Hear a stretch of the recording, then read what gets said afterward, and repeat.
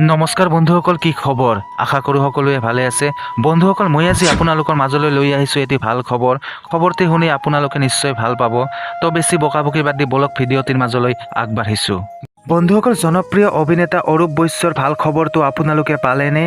অসমীয়া ছবি জগতৰ এজন জনপ্ৰিয় অভিনেতা অৰূপ বৈশ্য।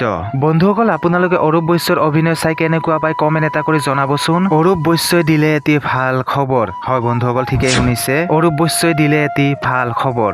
কিনো ভাল খবৰ দিলে জানিবলৈ ভিডিঅ'টো স্কিপ নকৰাকৈ শেষলৈ চাই থাকিব। বহু বিৰতিৰ পিছত পুনৰ অভিনেতাজন ঘূৰি আহিছে। হয় বন্ধুসকল, আপোনালোকে ঠিকেই শুনিছে।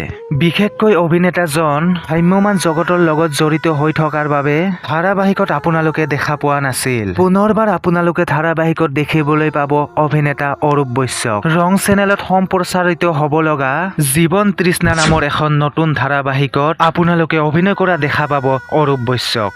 বন্ধুসকল, অতি সোনকালে ৰাইজৰ মাজলৈ আহি আছে জীৱন তৃষ্ণা, আৰু এই ধাৰাবাহিকখন আপোনালোকে অতি সোনকালে দেখা পাব আপোনালোকৰ জনপ্ৰিয় টিভি চেনেল ৰঙত।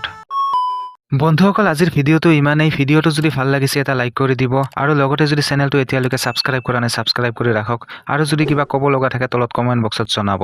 ধন্যবাদ। নভবা কথাও হঠাতে হয় চাগে, পৃথিৱীৰ আটাইতকৈ ধুনীয়া ইমোশ্যনটোৱে মিউজিক। বুজি পোৱাৰ আগতে